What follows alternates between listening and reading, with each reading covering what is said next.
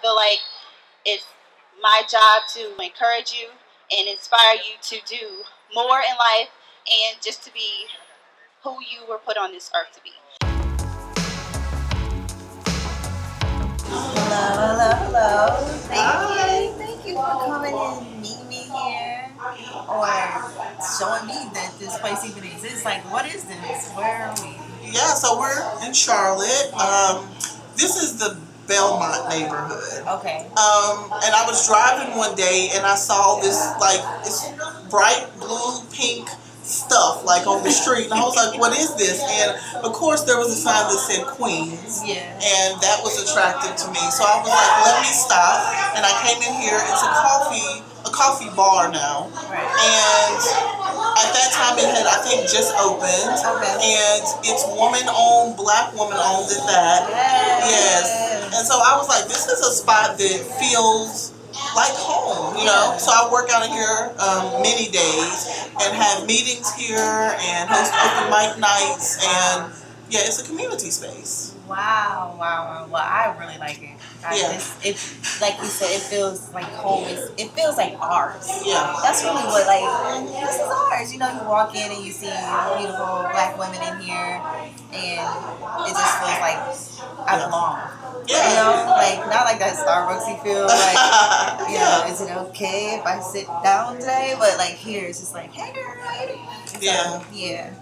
But no, I really wanted to, you know, sit down and chat with you and just kind of show the people that follow me, the women in my life, and I value your presence in my life so much. And I know I've told you many times, but no, it's real, and I just wanted people to be able to see the women that are in my tribe, in my circle, my sister circle, and I just wanted to like just start off like how we met, like, where we was working on a campaign, and then I saw this beautiful woman, and I'm like, who is this? Like, what do you do? And then, you know, everybody's speaking so highly of you, and then we met, and then we just kind of clicked immediately, right? You know what's funny? I remember. So that initial meeting was in your studio, right? And so I came in knowing one or two people who would be there, but I didn't even know where I was going. I just knew someone gave me an address and said, we're meeting here. And I remember, I don't think I've ever told you this, pulling up, and I was just sitting outside of my car waiting to come in, and you came outside for something, and I remember thinking you were strikingly beautiful. And for me, beauty is not just like, oh, that person is pretty, right? Like, there's a lot of pretty women out there, but there's something about presence, you know what I mean? And you had a presence that like drew me in, and so it was ironic that when I walked into the space, it was your space, and I think I probably immediately like felt a little intimidated, probably because you were so powerful, you know. But for me, like when I'm in the presence of power, it makes me want to rise to the occasion, you know?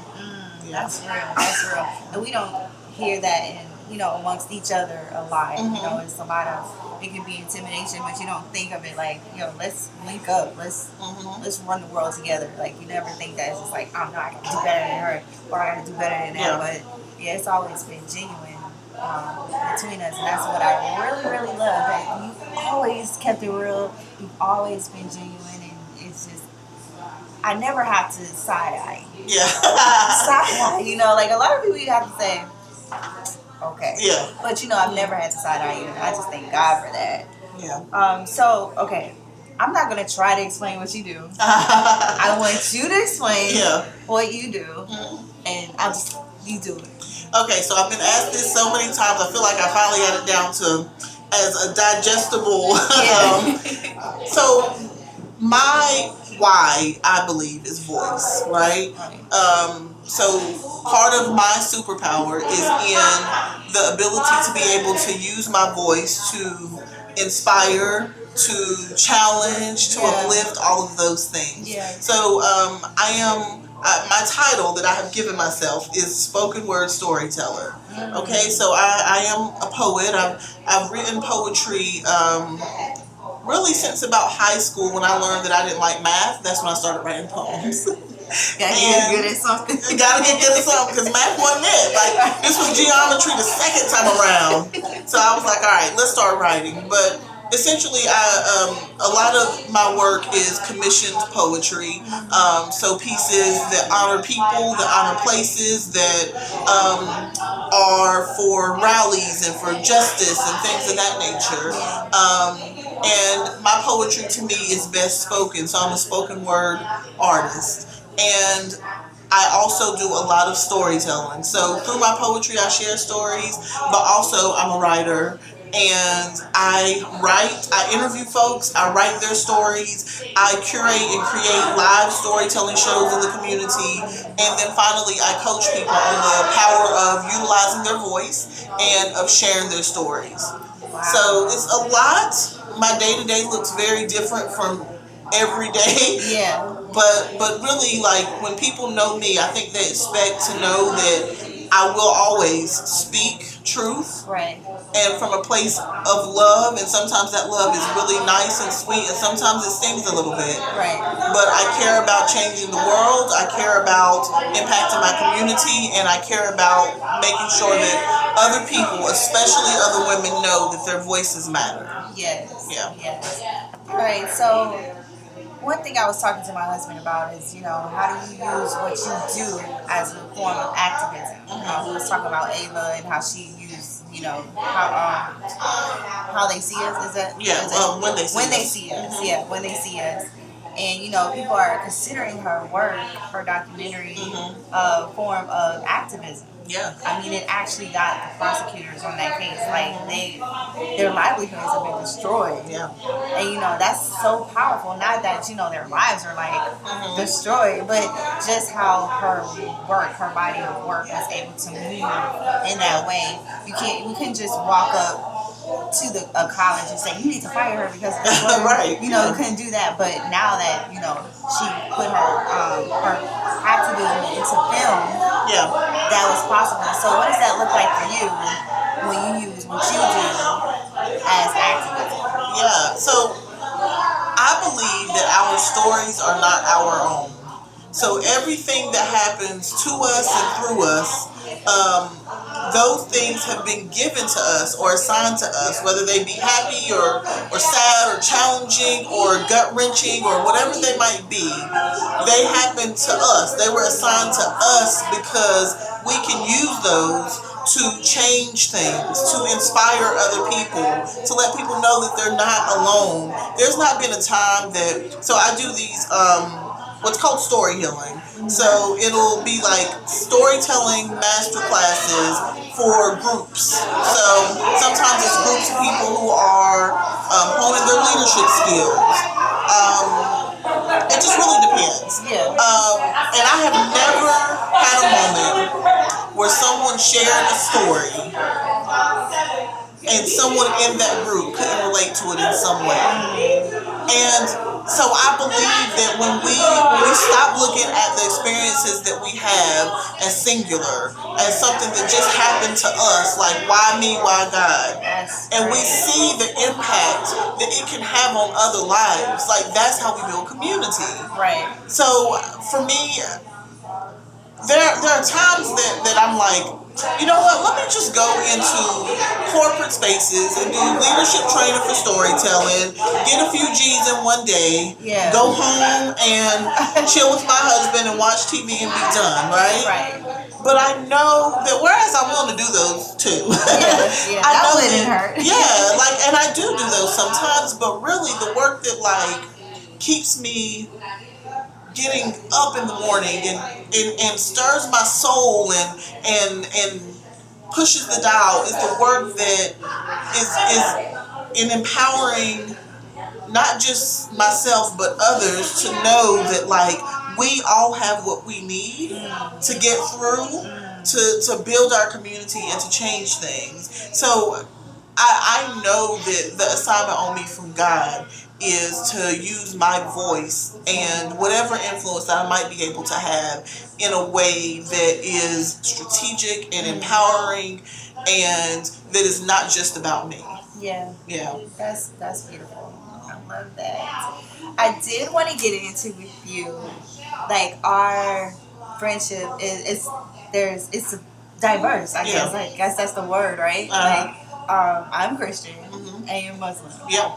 And I don't want to speak for you, but the way that I was, raised and the way in the community that I grew up in, there was no intermingling like that.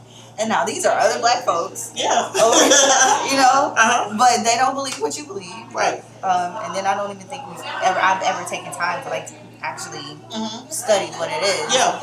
That you believe or even ask. I don't even think I've asked you, but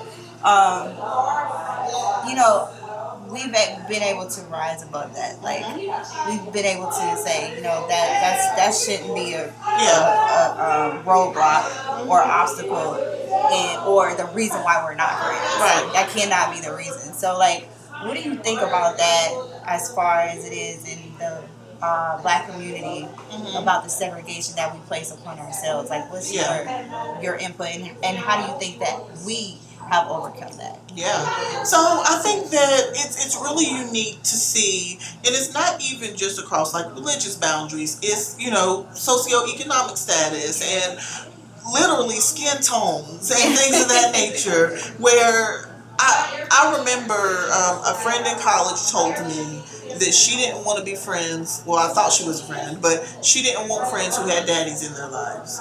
Another black woman, but she didn't have a father, so she couldn't, And so, I mean, that's a rare type of situation, but there are oftentimes these things that come in, and we use them, I believe, as reasons to block ourselves off from other people. It's interesting because you said you don't believe what I believe, right? And the fact of the matter is we believe a lot of the same things. Yeah. Though we haven't discussed theology, what's in the Quran versus what's in the Bible, or, Christmas versus Ramadan, or any of those things, I know that, like, there are certain core things. Like, I can count on DJ to be just in business. I can count on her to show up if she says she's going to show up. I can count on her to not only, give to herself and her family, but to her community. Those are the same tenets that I have. And we were talking about the energy of this space that we're in, right? And so, like, even we've experienced since we've been here, it's gotten loud and stuff like that because we're in a community space. Yeah. And we're all sharing this together. And what I believe about, like, energy, not just spatial energy, but human energy, is that when we're the same, you just know it, and so there are fundamental differences in the things that we believe where our faith is concerned. Yeah. And then there are all of the things that connect us. Yeah. And to me, there's nothing in Islam that teaches me that I shouldn't be someone who's connected to you because maybe the way that you pray is different, Yeah. And when we're talking about black people, or let's just say black women, if we're, breaking it down, we have so much that is against us every morning when we wake up. When we walk out the door, we're like, we fear often because of so many other things. Sometimes I think that we're afraid to put down all those other barriers and just stand together. Right. Because look what happens when we do, Right. It's so much power. Yeah. So much power. And that's real. Like, I never looked at it, like, from what you just said, I never looked at it like that. And I just think that later I'll probably, when I'm going back over the day, I'll just be like, what? That's true too. Yeah. That's true too. It's just like, the way that I was brought up, just like, just stick with your own, whatever that looks like, just stick with your own. And I just know, like, the power of coming together. Yeah. And I do believe that there is some truth to sticking with and honoring and elevating your own, right? Yeah. There's nothing wrong with that. So, like, when I looked for a husband, the man that I was going to marry one day, he needed to be Muslim. Yeah. Just like I mean, you're married to a Christian man, right? Because there were certain things that you wanted and needed in your household that would be you sticking with your own for a reason. Yeah. And so I don't think there's anything wrong with sticking with what you know and helping to elevate and grow what you believe in. I think that we fall short when we fail to after then, sticking with our own, reaching across the table. Yeah. Yeah, and then forgetting who our own is. Yes. I think that's something that we do a lot. It's like we forget actually that we are our own. We are our own. Yes. Yes. That's the crazy part. That is the crazy part.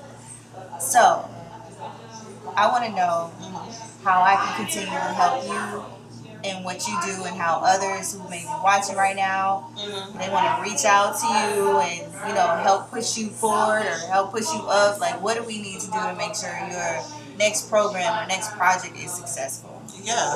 So one, you are always doing that, and it's sometimes through like a share on social media, sometimes it's through a text message, or like something like this where we're seeking to elevate each other's platforms.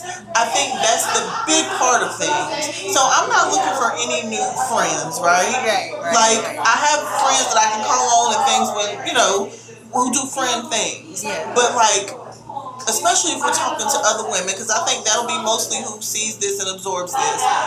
If we are able to build sisterhood in a way where, literally you want for me what I want for you, then if that is the spirit that you are moving with, then you will be supporting me. There's always share a video or or comment on social media or hire me. All of those things. But to be honest with you, because I put the work in and put that in the universe, when I left my job a year and a half ago, I've not missed a beat. The provision has always been there.